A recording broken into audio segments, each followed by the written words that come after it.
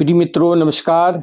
आज हम बाबा कबीर का एक सुंदर पद ले रहे हैं जिसमें उन्होंने कहा कि अरे मन तुम गोविंद का सुमिरन करो, चिंतन करो प्रभु का, जिससे तुम्हारा कल्याण होगा।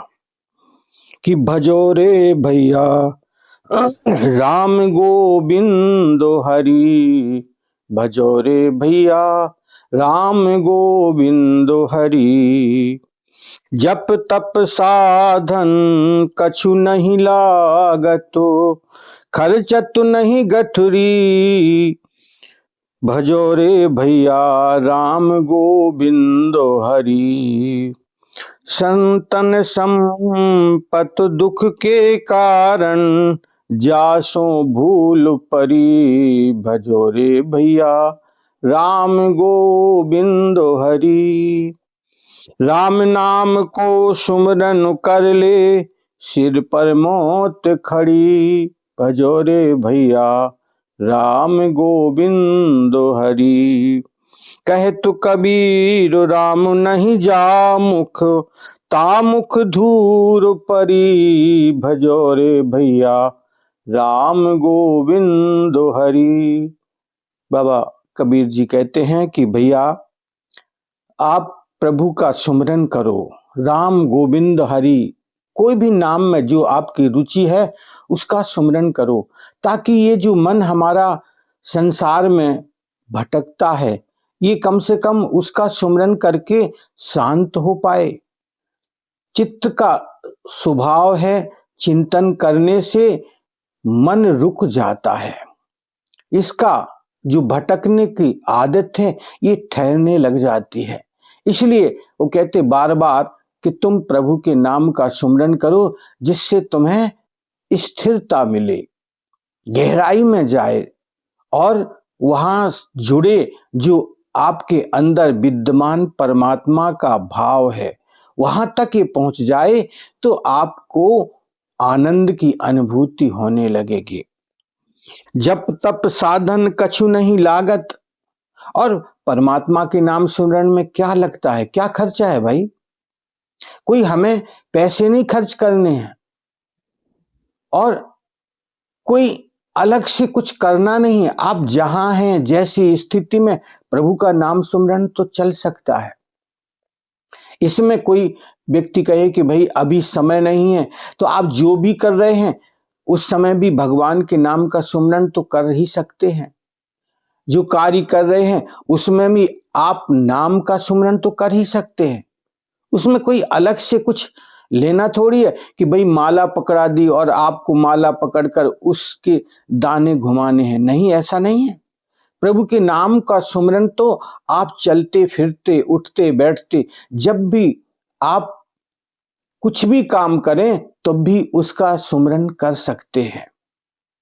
माला का अपना एक विधान है कि भाई बैठकर आसन पर और उसका जब सुमिरन किया जाए, वो विधान ठीक है, लेकिन आप नाम चिंतन तो कर ही सकते हैं, उसमें कोई परेशानी की बात नहीं।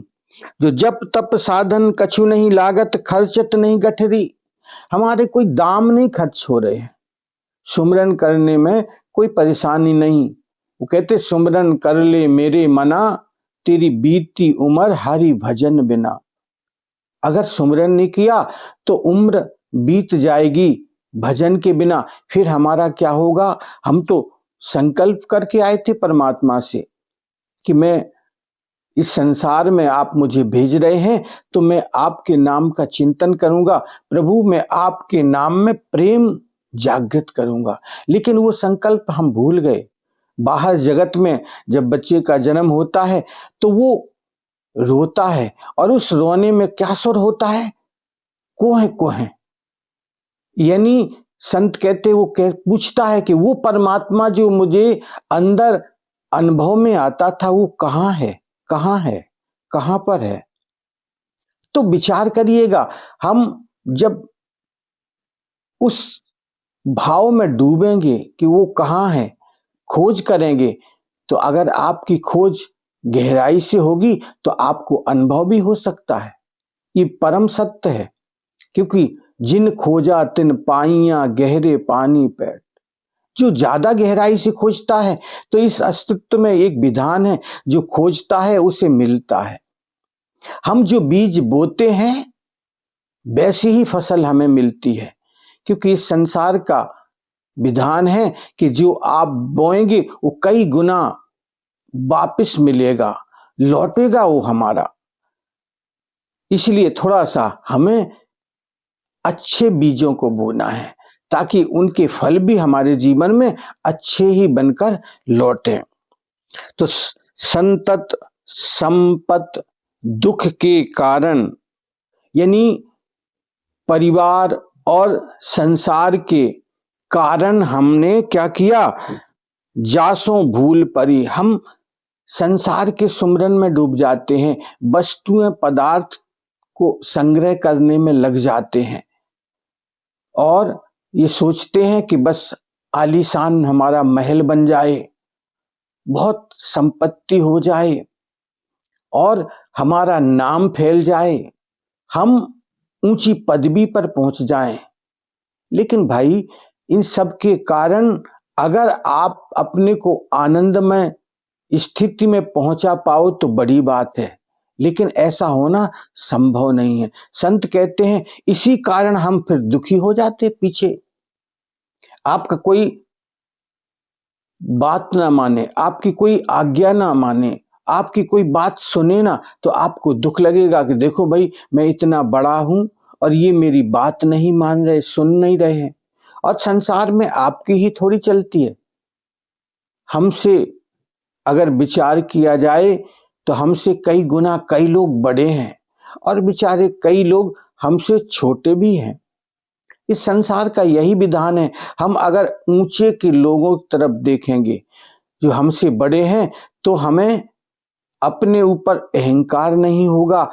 यह बात का पाठ हमें लेना चाहिए। और हम अपने से छोटों को देखेंगे तो हमारे मन में यह विचार आना चाहिए कि भाई भगवान ने हमें जो दिया है बहुत कुछ दिया है, उसका अहोभाव हमें अभिव्यक्त करने की आवश्यकता है कि जो दिया है, मालिक ने जो दिया है वो मेरी क्षमता से कहीं ज्यादा है।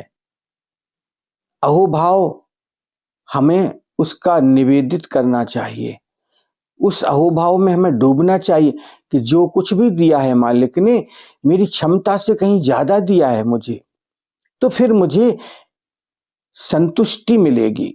तो यही बात संत बाबा कहते हैं कि राम नाम का सुमरन कर ले सिर पर मौत खड़ी। भैया मृत्यु तो सिर पर खड़ी है, अगर तुमने राम का नाम का सुमरन नहीं किया, हरि के नाम का सुमरन नहीं किया, चिंतन नहीं किया, तो देखो मृत्यु तो आनी ही है।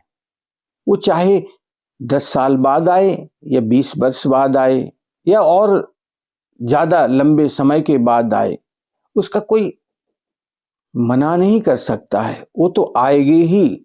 और हर क्षण हमारी श्वास कम हो रही है, ये विचार करने की बात है।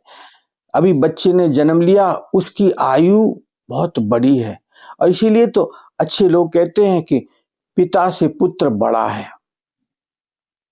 आयु की बात करते हैं क्योंकि बच्चे की आयु अभी प्रारंभ हुई है और पिता की आयु जितना निकल गया समय 20, 30, 50 साल, तो उसकी आयु उतनी कम हो गई। इसलिए इस पर विचार करो भाई कि हम केवल इस संसार को संग्रह करने में अपने मन को न लगाएं, साथ में प्रभु का चिंतन सुमरन करें ताकि मन धीरे धीरे उस स्थिति में पहुंच जाए जहां पर हम विश्रांति को प्राप्त कर सकते हैं, परम शांति को उपलब्ध हो सकते हैं। उस नाम में हमें आनंद मिलने लगे तो हमारा हृदय उस परमानंद से भर जाएगा, क्योंकि जो सच्चित आनंद स्वरूप परमात्मा है उस में ही तो हमें अपने चित्त को लगाना पड़ेगा और यही परम सत्य है। तो बाबा कबीर कहते हैं, कहत कबीर राम नहीं जामुख तामुख धूर भरी। जिसके नाम में रुचि नहीं है, जिसके मन में हरि का नाम नहीं है, जिसके मुख में उसका चिंतन नहीं है, उसका सुमरन नहीं है, उस मुख में बाबा कबीर कहते हैं उसके मुंह में धूल है। क्योंकि उसने प्रभु का चिंतन नहीं किया, केवल संसार का ही चिंतन किया, तो उसको क्या लाभ मिला? मनुष्य जीवन तो उसका यूं ही चला गया। वास्तव में उसने उस सत्य की अनुभूति नहीं कर पाई जिसको जानकर अपना जीवन हम सार्थक बना पाए, और तभी मनुष्य जीवन हमारा कहलाने लायक है कि हम मनुष्य हैं। अन्यथा मनुष्य और पशु में क्या अंतर है? इस बात का थोड़ा हमें विचार करना पड़ेगा। इसलिए मित्रों, ये विचार करो कि भजो रे भैया राम गोविंद हरि, तो फिर उस प्रभु का भजन करके हम अपने आप को आनंद की तरफ ले जाएं, क्योंकि यही जीवन का सत्य है और इस सत्य को हमें जानना पड़ेगा। ये कोई दूसरा नहीं बताएगा, और बता भी देगा तो आपको संतुष्टि नहीं मिलेगी, क्योंकि सत्य तो परम सत्य है और वो स्वयं अनुभव का विषय है। दूसरे कह भी दे अगर उस सत्य को, तो हम उससे संतुष्ट नहीं हो पाएंगे। कारण कि जाने बिना होए नहीं प्रीति। जब तक हम उसको जानेंगे नहीं, तब तक हमारा उसके प्रति प्रेम कैसे जागृत हो पाएगा? परमात्मा का नाम जानना पड़ेगा स्वयं को। देखो, कोई दूसरा थोड़ा मार्गदर्शन तो दे सकता है, लेकिन खोज तो हमें स्वयं करनी पड़ेगी। संसार में आपको आपके परिवार के लोग, संसार के मित्र आपको धन दौलत मकान कुछ तो दे सकते हैं। अगर वो आपके ऊपर अनुग्रह करते हैं तो वो दें तो आपको मिल सकता है, ये बात तो ठीक है। लेकिन जो नाम का धन है, परमात्मा का जो प्रेम है, वो स्वयं ही हमें खोजना पड़ेगा और स्वयं ही जागृत करना पड़ेगा। उसमें कोई दूसरे की इच्छा नहीं चलेगी कि दूसरा देना चाहे तो मिल जाए। अन्यथा तो बड़े बड़े जो अमीर लोग हैं वो तो सब खरीद ही लेते, भाई गरीब के हिस्से में कुछ आता ही नहीं। प्रभु के नाम को तो वो सब इकट्ठा ले लेते कि भाई सब कुछ मैंने बुक कर दिया, अब किसी को नहीं मिलेगा, तो गरीब तो बेचारा रह जाता उस नाम से वंचित।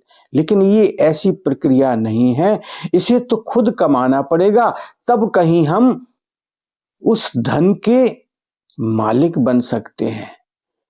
तभी हम कह सकते हैं कि पायो जी मैंने राम रतन धन पायो। वो धन हमारी व्यक्तिगत पूंजी है और वही पूंजी तो हमारे साथ जाएगी, बाकी चीजें तो हम यहीं इकट्ठी की हैं और यहीं रह जाएंगी। और ये कोई नई बात थोड़ी है कि आपके साथ नहीं जाएगी, ये किसी के साथ नहीं जाती है। केवल ये जो हमने सत्कर्म किया है इसका ही पुण्य फल। पुण्य का मतलब ये नहीं कि कोई गठरी है अच्छे भावों की, वो अच्छे भाव ही हमारे साथ जाएंगे। धर्मानुगो गच्छत जीव एका, हमारे साथ केवल एक ही जाता है जो हमने शुभ कार्य किया है, उसका सत्कर्म, और वही शुद्ध पवित्र मन हमारे साथ जाएगा। जिस मन से हमने हरि का सुमरन किया है वही जाएगा साथ में। बाकी तो फिर यह जो संग्रह है वो यहीं रह जाएगा। थोड़ा इस पर विचार करिएगा। नमस्कार।